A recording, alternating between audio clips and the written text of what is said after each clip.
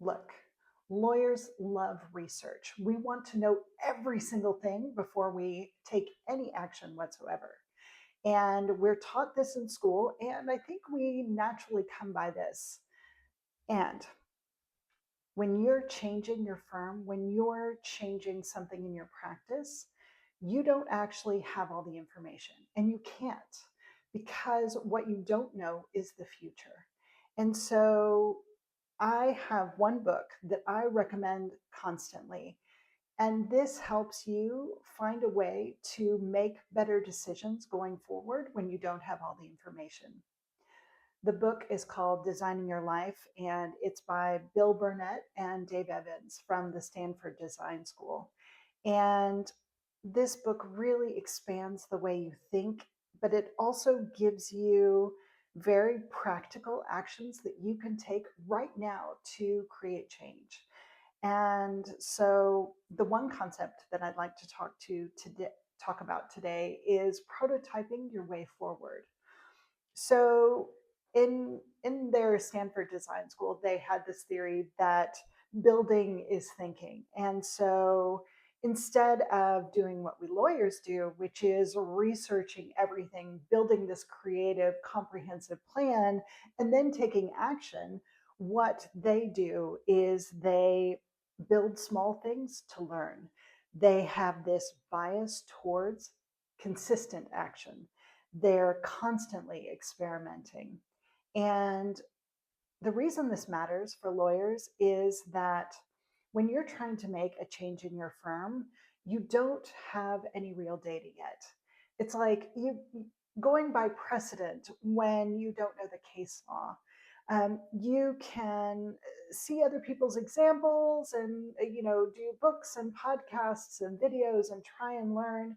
You can get consultation. This has worked for me, it might work for you, kind of thing. And the piece that's still unknown is, will this work for you with your firm, your life? Will this work right now in your particular market and your particular circumstances? Because no one else can tell you that. And so I think you have to design small experiments for yourself so that you can prototype your way forward. Right now, this video is part of my own prototype. I have this new coaching consulting business, and I wanted to know if I could use YouTube to, uh, if I could use YouTube as a marketing channel. And the question that I wanted to answer with this experiment is, one, do I like recording videos? Because honestly, I had no idea. And two, do I feel connected in this way? Do I feel like we could really have a conversation? And I know that the reality of building a business, just like the reality of building a firm, is that you need a way to reach strangers, to reach people outside of your personal network. And also that you want to feel good while you're doing it, because if you hate it, you don't do it. And for me, particularly, I needed something that could appear consistent from the outside, that I could work on in sprints or in bursts when I had the time and the energy and the capability to do. And so I know that if the marketing feels terrible, I'm not going to do it. If it feels out of alignment for me, I will feel icky and I will struggle with it. And I will feel like I'm constantly pushing that boulder uphill. Like I'm doing the thing I hate. I know I have to do it, but I'm doing, I'm too old for that kind of thing. I really am ready to enjoy what I'm doing and also get the benefit. And so this experiment had a strategic objective and an energetic objective. So stick with me. Uh, so, from the strategic point of view, I wanted to reach people I didn't know. I wanted to create some kind of real connection. I wanted something that would fit my natural communication style and the way I like to teach and talk.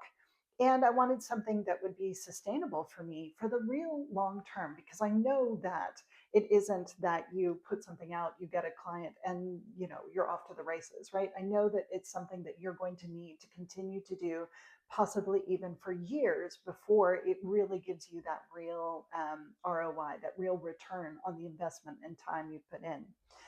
And my first step for my prototype, for my experiment, was that I did research. It's like very lawyerly, right? I spent time looking at what I thought would be the best channel. Um, and the platform that I came to was YouTube. And mostly this was because I don't love this daily habit. I'm not a person who would be comfortable getting on social media every day, filming that slice of life, even though I think it's great for that connection. But it just didn't work for me, right? It was something that I wasn't doing. It's not something I do in my personal life. And also that I knew that I do not enjoy doing the same thing every single week. And so I needed something that had that searchability and discoverability by people who don't know me, that would help me help you. Like, how, no matter what you do, if you never work for me, if you work with me, that you get something out of these videos, that I'm helpful for you, um, because I want to be helpful in the world, right? I also, this idea that I could do this over a long time, that not only could I continue to do it, but the thing that I created, that asset that I created, would have some longevity, that it wouldn't disappear in 30 days or 24 hours or even an hour, right? That I had no desire to be on that content hamster wheel, right? So I had these strategic things that were so important to me, and were met by YouTube basically because of its discoverability aspect, because of the longevity of the content itself. I mean, I found myself the other day watching a video from 10 years ago from one creator that I really enjoy, and that is what I'm looking for. But also, I needed it to meet my energetic requirements, and by that, um, I don't want to get all woo woo on you, but I do actually, because I needed something I don't hate. Like, I am not a person who loves doing the hard thing. I'm not a person who wants to gut through my day. I really wanted something that I would enjoy, ideally, something that fits how I am, that really works with my strengths instead of working against me, and something that doesn't personally drain me. And this is so, so important. I think that most of us forget about this aspect because we just think that, well, marketing and sales sucks, so it's always going to be draining. And that's not true. And I know this. Consider the business flywheel if you know this concept. The business flywheel, if you're not familiar with it, is this idea of a marketing flywheel, that you do the marketing, you get the right clients in, and then you serve those clients in a way that makes them so happy that they either come back to you and are repeat clients, or they refer other people and those are clients. And so it's something that is difficult in the beginning, but after a while, once you get it going, it runs on its own energy. So it is an exponential process rather than a linear one. And I have taken this because not only do I want this business marketing flywheel, I want an energetic marketing flywheel. I want the energy and the time and the thought that I put into the thing bring back to me, feedback to me, so that I have more energy, more thought that goes to the next piece. And so it's the idea that everything I do to market my business gives me more energy, not only to continue to do the marketing and continue with this, but also to continue to serve my clients. And for me, this is the sweetest part of the pie, because if I can do something, if that's for marketing, for reaching out to people, something I need to do for my business that also helps me serve my clients, it's like the virtuous cycle. This is absolutely everything I want. And so I know that I need this energetic flywheel to go. I know that it's going to be a little hard in the beginning. I know that I have mindset things that I have to get over. And I know that it is going to be a lot of learning. But once I can get it going, that it will feed upon itself. More ideas will come, more learning will have, things will be easier. It'll take less time to do because I'm more expert at it. And so this for me was a really important aspect of what I'm doing. So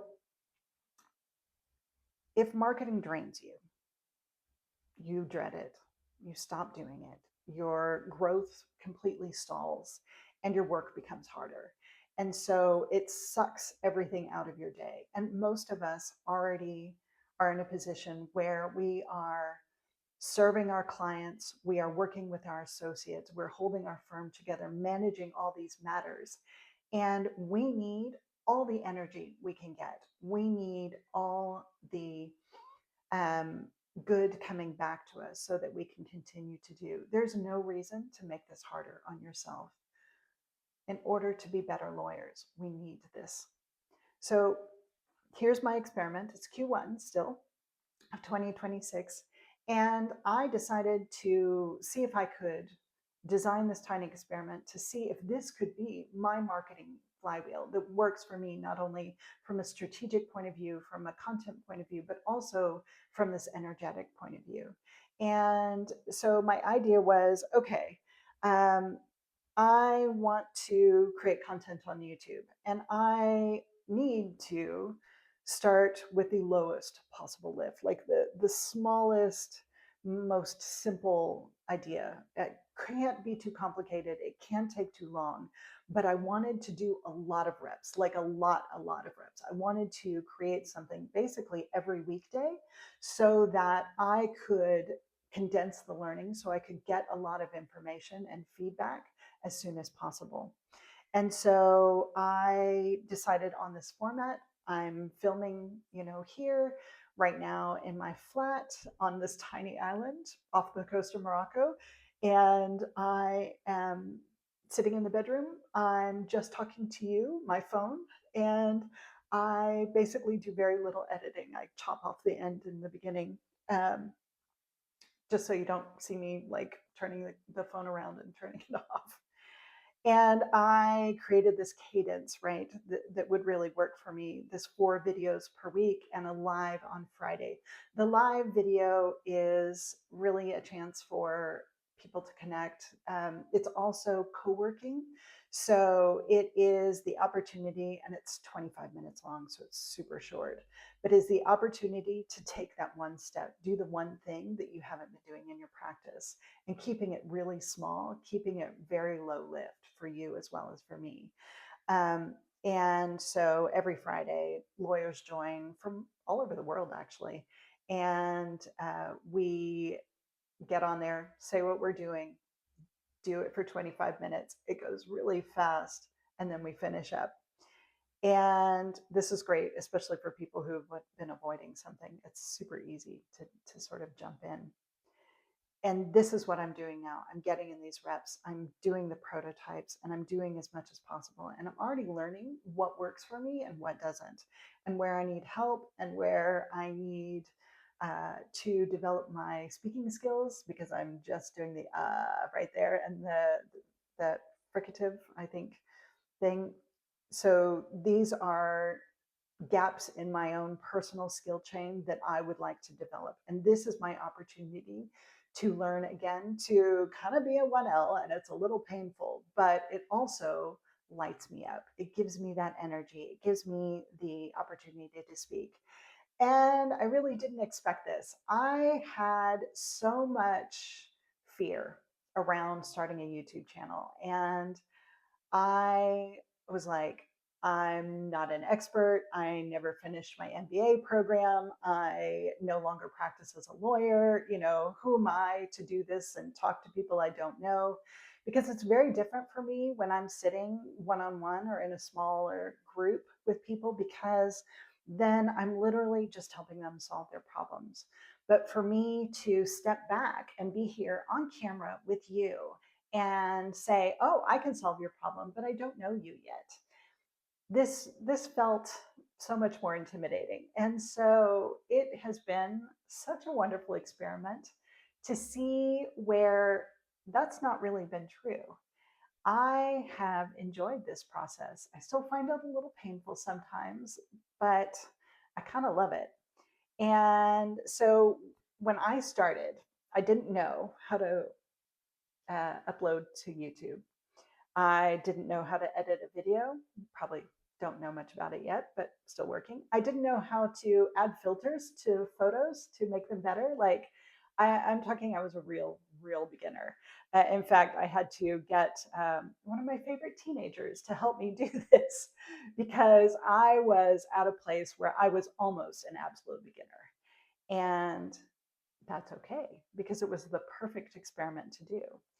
And so I just started recording with my phone on a little tripod because I tried balancing it up and it didn't work. Sometimes I'm in my office, sometimes I'm here in the bedroom.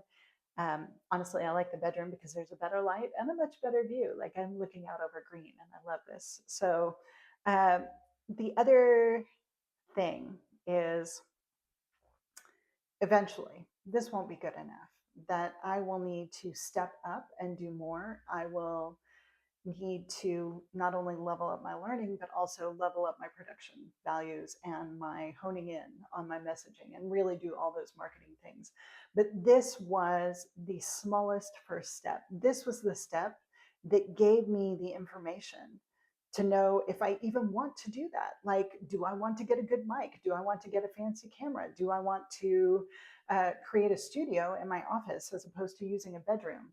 I didn't do all those things first. I didn't have everything perfect first. I didn't even know exactly what I was going to do first. I started small and I started exactly where I was. And I avoided that trap of one, not getting started, two, waiting until I knew everything to do, which leaves you years later still waiting, and three, building something and I'm, researching it, knowing it so completely, and then it being the wrong thing. Because for all I knew, I would hate this and I wouldn't want to ever do it again. And so having this goal of, I decided in advance, I'm going to do 30 videos, I'm going to post every weekday, that made all the difference. But not only did I decide this experiment, but I also allowed myself to tweak it.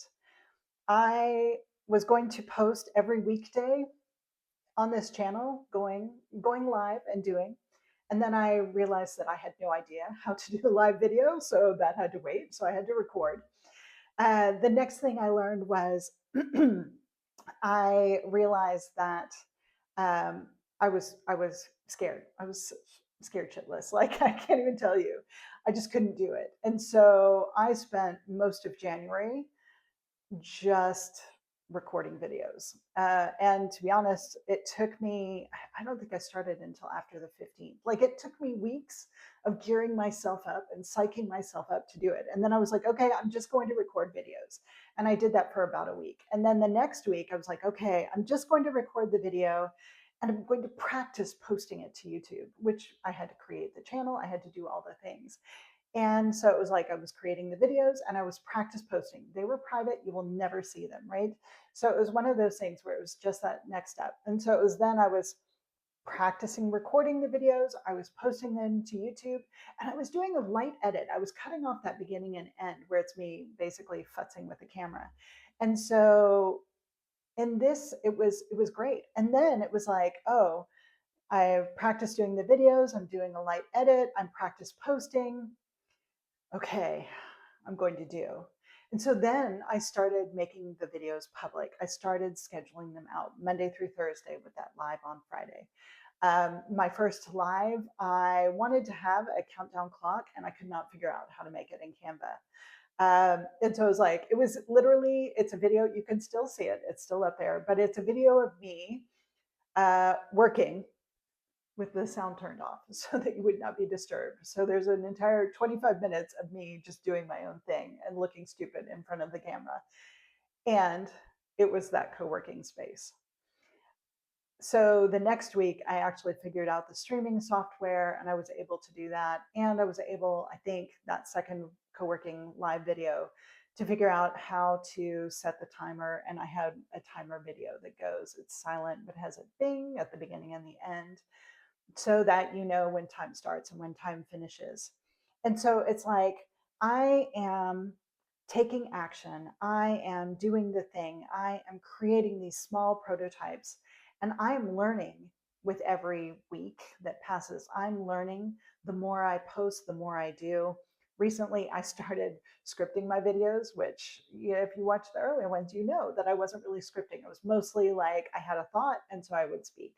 And so now, because that no longer takes so much energy or so much time, I can start scripting. I can start thinking about what I'm saying. And by scripting, I mean bullet points. It's not that great a deal. Then, after I was learning a little bit about, okay, you should organize your thoughts before you start to talk because you'll wander off.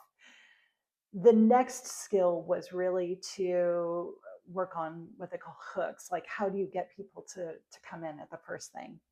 And so all of this has been my tiny design experiment. And the piece that I love is that I have had full permission to try. I have been doing this in a way that does not drain my energy, does not make it harder for me. I'm doing every single thing to make it easier on myself, my ability to do. And I've given myself total permission to be bad at first. This is one of the things I love, particularly about this medium, about YouTube, is that I can create into the void. And a lot of people don't love that. But for me, this has been really important because I'm creating and only a couple of people are watching. And I like that because I feel like it's not quite meeting my standard yet. And honestly, who knows if I'll ever meet my own standard. But I know that I need this repetition. I need some sort of feedback. I need to know people watch it and they stop watching here or that sort of thing. I need to give YouTube time, like the algorithm. I need it to give time to find who would really enjoy watching my videos, who are the people that are best for this. And so, even though a lot of people would say, don't start until you've got it all perfect, I know that both I and the system need that learning time. And so this has been great.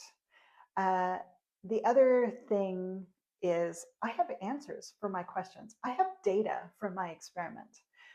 I thought, can I do this? Can I enjoy doing this, right? Can I batch the content so that it looks consistent from the outside? And then can I do it on a regular basis so that I continually have the content? There's no point in posting for 2 weeks and never posting again, or posting 3 videos and then stopping. You don't have enough information then. I need lots and lots of data. Um, and this is my opportunity. This is my time to really get this information in the most low key way.